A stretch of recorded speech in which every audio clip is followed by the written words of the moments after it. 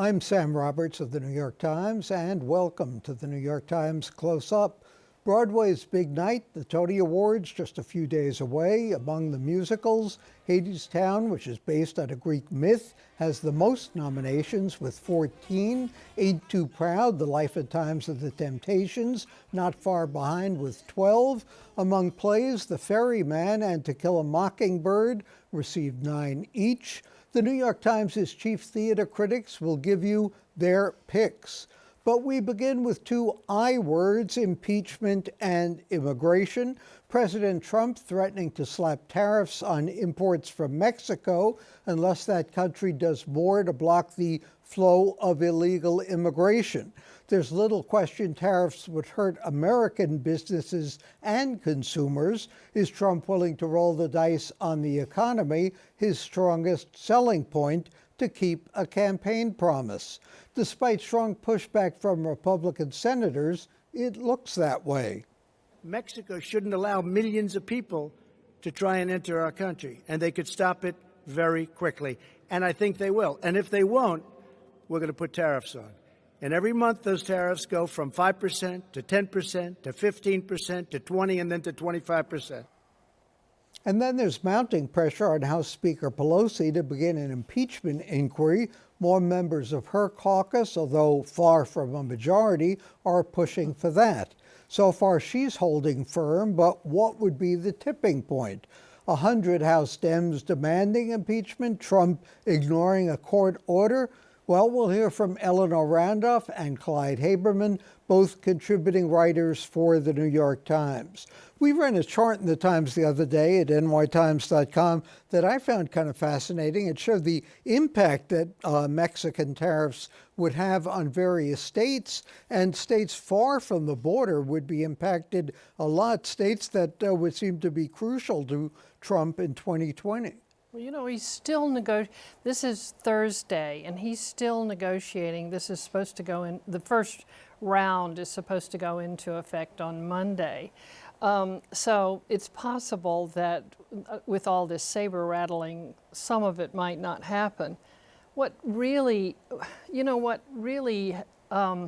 is starting to rub a lot of people is that immigration is not, it's not just about Trump. It's about some of the things that are happening in these countries in Central America. Our colleague Nick Kristof was in Guatemala and writing about how, because of climate change, they can't grow anything, or it's very difficult to grow things. And so that's another reason that people are coming north. Now, I don't know that Mexico can deal with all these people. Well, can it deal? Should it deal? And ultimately, whose responsibility is it? Is it the responsibility of the Mexicans to keep them out? Is it our responsibility to take them in? Who draws the line? It's a mixture of all of that. On tariffs, he sells this fiction that somehow this is going to be billions of dollars rolling into the U.S. Treasury, and that's just not how it works. Tariffs is a 2-syllable word for tax. And that means that virtually everything you buy, or many things that you buy, will cost more. It's as simple as that. And it's not surprising, although not surprising yet shocking, that you actually are getting pushback for on a rare occasion from other Republicans on this. They're supposed to be the free traders of our country, and they've rolled over for this guy repeatedly for the last 2.5 years. But even they are now beginning to go, whoa. It's a tax. There's no other way to look at it. Now, as Eleanor said, it may not yet happen. There's a lot of bluster to this man, as we know from his going way back in his real estate in New York. So whether or not this becomes a reality, we still have to see. Do tariffs work in a case like this? They have brought economies worldwide to a screeching halt repeatedly, which is why there was something called the Smoot-Hawley Act nearly a century ago. The United States and a lot of other countries committed economic harikiri of a sort by imposing huge tariffs. They're not a good idea in general. He seems to think that his wisdom, a word I put in quotes and underline, somehow Trump's economic reality. Does this mean he's given up on the wall, or Oh, no. No. No. Of course not. You know, I think what this is really an attempt to say, look, Mexico is paying for this, but Clyde's right. Mexico's not going to pay for No, this. the consumers We're are gonna paying pay for it.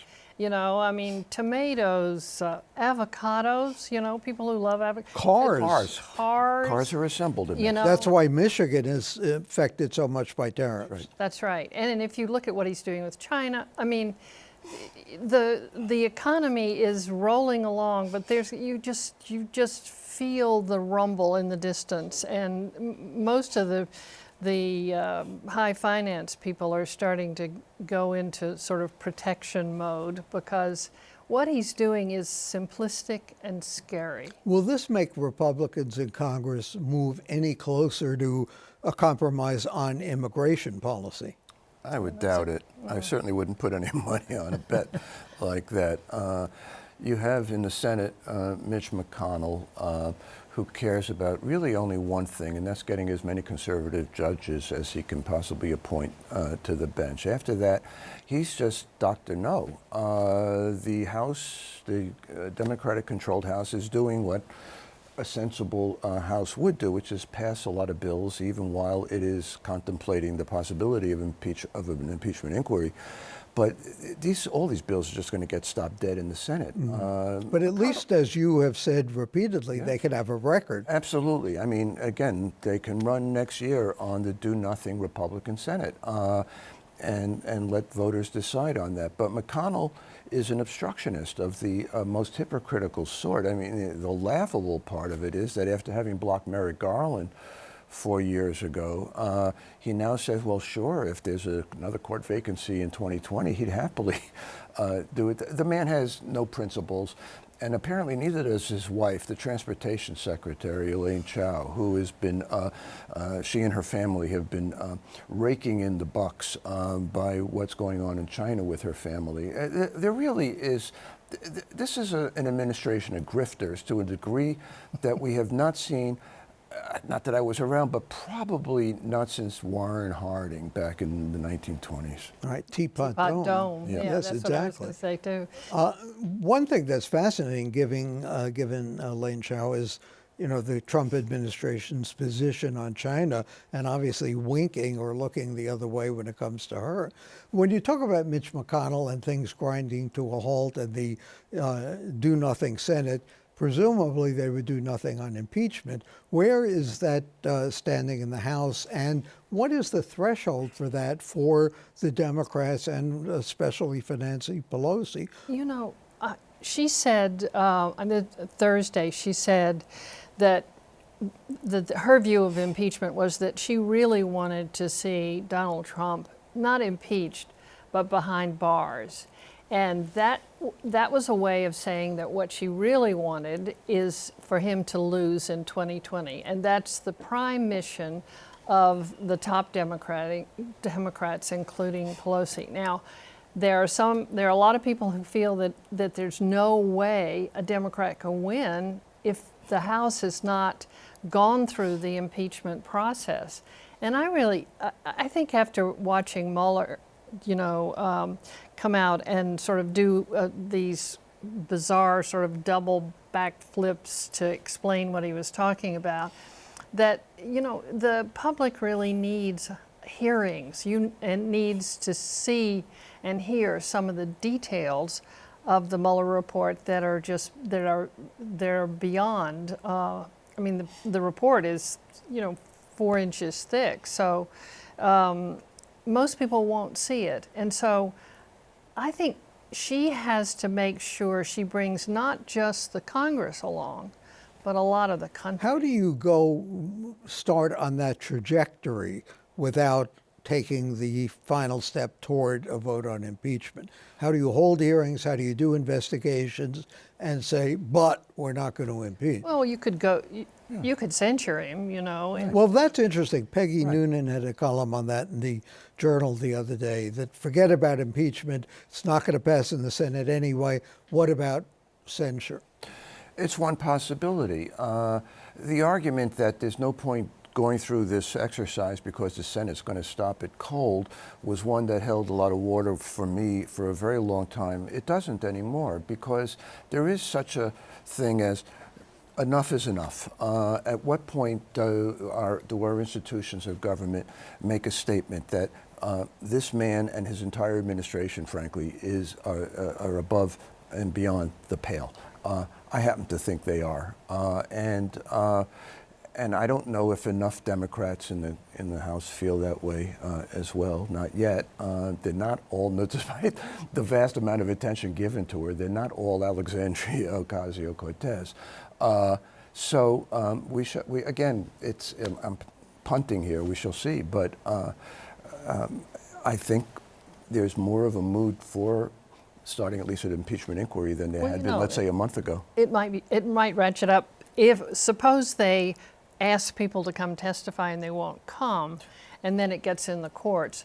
That could really intensify the demand for impeachment. That could also drag on forever, could it not? Well, Probably not. forever lasts as long as perhaps the Iowa caucuses, and then we'll see what happens. And that's not that far away. I mean, we're in June already. Those are coming, what, in early February or late January? So, yeah, I mean, and, you know, the Democrats have to calculate, will an impeachment process empower him and embolden him? Certainly Bill Clinton, who came pretty close to conviction, actually, back in 1998, had 65% approval rating almost throughout the whole process. Now, Trump has never cracked 50% except in the highly suspect Rasmussen polls, but he doesn't have that. But that's one calculation. I think a lot of Democrats' view is, yeah, that's a possibility, but again, a statement must be made of some things are not acceptable. Mm-hmm. And what about Republicans in the House? Would they, any profiles encourage? There aren't an awful lot, no. One or two. One so far, isn't that right? This guy, Marsh, but he's an outlier. No, they've not been profiles in courage or, frankly, wisdom. He has trampled on virtually everything that a good Republican is supposed to stand for, whether it's free trade, whether it's free thought, whether it's behaving in a proper and civil manner, and he just stamps all over it.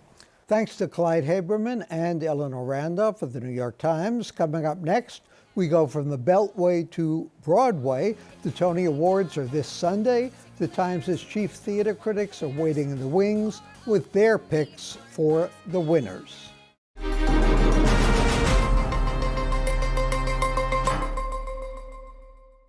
Broadway just wrapped up a successful season with both attendance and grosses up about 10%. The season brought us a revival of Kiss Me Kate, starring the great Kelly O'Hara, a highly praised reimagining of the Rodgers and Hammerstein classic Oklahoma, the musical Tootsie, based on the movie starring Dustin Hoffman. It's been both critical and commercial hit.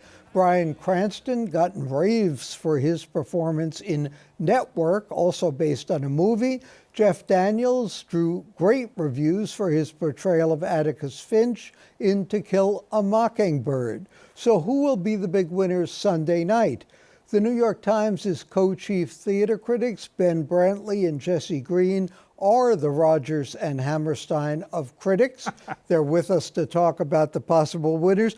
Ben, you said the nominations capture the unexpected departures from the staid white way. In what way are they unexpected? Well, I mean, to have a play like, to have Taylor Mack, for example, I mean, one of the most extravagant figures of the avant-garde, if we even use that term anymore, to have a play by him that reimagines what happens after Shakespeare's Titus Andronicus, that features a stage full of dummies and with very prominent phalluses and is written in blank verse and sometimes rhyme, what the Constitution means to me.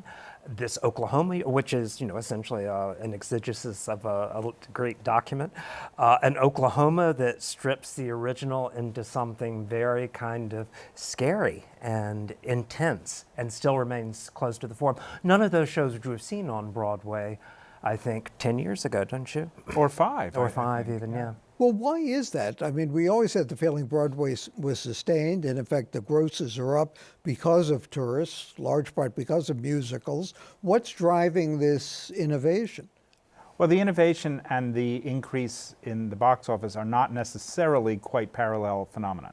The innovation is happening often in smaller works that are not aiming for quite that size of audience. They're not really tourist shows, but there are enough New Yorkers who want to see what formerly was off Broadway material to make those shows have some potential for success. It's still the case that 2/3 of shows on Broadway fail by commercial standards. They don't earn back their investment. But you couldn't have these shows we're talking about if you didn't also have the Tootsies and the I don't know, what are some of the other ones? Well, actually, there aren't that many of those. Well, maybe sort I'm of wrong. old That reliables. just proves my I thesis. mean, Hadestown, which is a big hit, is not a conventional musical by any stretch of the imagination. And even something like Network, which has recouped already, thanks in part to the presence of Bryan Cranston, who is indeed amazing, but also because it has brand name recognition. It's the name of a famous movie. But when you actually go to that, it's doing things that haven't been done in the theater before. And it's Brilliantly, cameras, I thought. yeah, and really that sort of sense of the splintered images that we all live with now. So, you know, it's really heartening to think that that is playing to capacity audiences. Why do you think that is? I mean, is it because there's so many new things on TV and streaming that people are demanding something a little more innovative, or I'd like to think that's true. On the other hand, I think most audiences tend to still go to Broadway for comfort. I mean, the huge hit, of course, this season is the nominated for Best Play To Kill a Mockingbird, which is comfort food. I think it's also that producers are getting savvier about how they market these this material that might have been impossible a few years ago. With the rise of social media, they've figured out a lot of techniques to get to the perhaps niche audience, but they get them, and that's enough to sustain some of these shows for the amount of time they need in order. But of course, in the case, as we were saying before, of Network, which is a huge hit, what you have there is you have a star. And I'm sure if, you know, I mean, who would it be at this point? If Lady Gaga or if Beyonce came, you know, in like an obscure musical like House of Flowers or something, it would be, I mean, she could come on and, you know, Beyonce says Goodnight Moon, and people would go. Right. And Cranston, because of Breaking Bad, he doesn't have quite Beyonce's cachet, but he's up there. and he certainly does a great And he performance really, in this. really delivers. Jesse, you wrote that this is an inflection season rather than a mountaintop one. What did you mean by that? Well, I'm not really sure. Sounded good the Yeah, first I time. like the words. That's all. No. What I meant is that I don't think we're seeing the top of this trend. I think we're at a point where we are able to notice that it's happening, and where there's still a lot of material coming up from off-Broadway and off-Broadway that is not yet crossing that line. So a lot of the best stuff we saw this year was still off-Broadway. was still off-Broadway, and we, as of this moment, would say we'd be hard-pressed to imagine it on Broadway. It may be in another year or two, those shows or shows like them will be able to make that transition because of the shows that are doing it now. Or else there'll be a drastic retreat when we return to the Dark Ages. Yeah.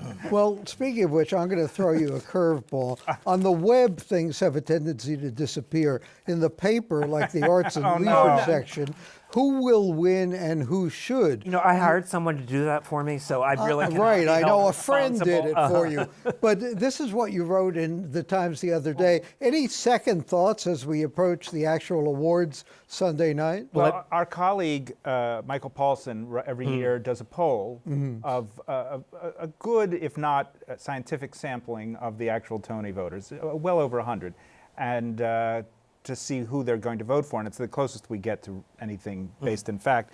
And I'm happy to say it supports my side of things. Everything? Yeah, everything I said. No. No. But according to his findings, Hadestown, it looks like it's going to win for Best Right. Musical, and that was something I wasn't sure of when I said it would, and I think you thought I thought Tootsie probably would because Right. it was, but maybe they want to award the new. And Hadestown, whether you like it or not, is definitely more of a departure from the norm than. You also have to look at, well, I find it confusing. The Tony voters are an entirely different kind of group. Who are they?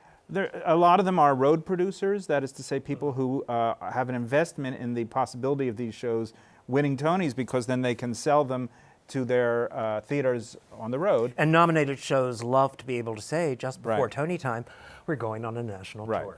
So there's that connection. There's a lot of union and other leaders in the field, whereas the nominators are generally more artists in the field and are a more diverse group, both in terms of artistic background and age and race.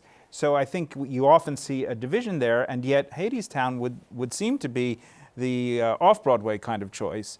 I think it could tour quite easily. And also you've got, I mean, the parts that interest us least are the most conventional romantic parts about the Orpheus and Eurydice characters. But I think on tour you could put like boy band, girl group kind of people in it, and it would work very well. Yeah, and I think people think of it as a youthful show. The two named, Orpheus and Eurydice are virtually teenagers. I mean, they're of course played by people older than that, and I think that makes it more sellable. And as part of, if you go there and you see the audience, it's a younger audience. It is a young audience, and it's an album too by a cult composer, Anais. Is it pronounced Anais? I think it's Aeneas. Aeneas? Oh, all right. So you don't have to worry about that when you write it. How important are the Tonys to these shows, to their sustainability? From the degree to which they pressure everybody about it, you would think it was the only thing that ever mattered in the entire Even more world. than a Times Review. Even more than a presidential election. In reality, Ben? No, I don't. I mean, there have certainly been examples of shows that may have seen a slight bump afterwards. I think one thing that does help is the presentation of musical numbers. I mean, that's the only time when I was growing up, thought I want to see that would have been because the musical number came across so well, not so much the endorsement. I mean, does like Pulitzer Prize for Fiction raise? I think it probably does because it? readers, Right. are a different group. The best musical award is the one that is generally said to make a difference, if any. Certainly the person who wins for best lighting design of a musical is not going to sell a show. But if Hadestown does win that award, or if there were more of a surprise and The Prom won, that probably would make a fair difference. And last year, The Band's Visit won for best musical. Will one show walk away with No. a whole bunch? No, that's which is kind of nice. And when Jesse was talking about inflection versus what exclamation point? Mountaintop. Mountaintop. Sorry. I think in our debate in print, he talked about how it's not the season of Hamilton, and that was a mountaintop season. Yes, in the sense exactly. that here was this amazing show that everyone loved. It was probably going to sweep the awards, but also signaled a sea change in Broadway. Well, we'll see Sunday night what the results will. are. Thanks to Jesse Green, to Ben Brantley, and coming up next, I'll add my thoughts on CODA.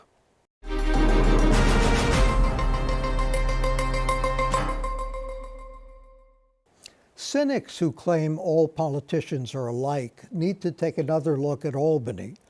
It's too soon to assess what will happen in the 7-day rush to adjournment, especially in those whack-a-mole final moments when punchy lawmakers pass bills they haven't even read. But as Al Smith used to say, let's look at the record, at least on election law so far. You may disagree with the majority that the legislative agenda has constituted reform, but you can't deny that the Senate and the Assembly, controlled by more or less the same Democratic Party, finally got something done.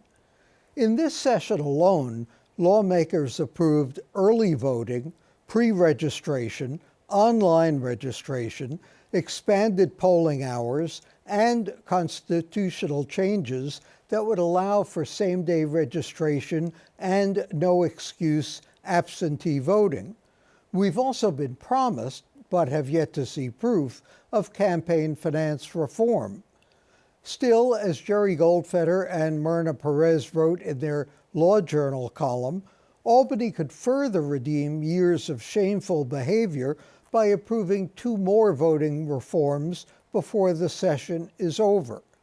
One is automatic voter registration through the Departments of Motor Vehicles, Health, and other agencies. That lets people opt out of registering if they want to, but spares them the burden of opting in. The other reform would be to codify the restoration of voting rights for former convicts on probation and parole, and even ending lifetime disenfranchisement for all convicted felons. Henry Stern used to say of the old city council that it was more ineffectual than a rubber stamp because at least a rubber stamp leaves an impression. That was never the problem in Albany. The legislature left an impression, all right. Maybe now it's trying to leave a legacy. For the New York Times and CUNY TV, I'm Sam Roberts.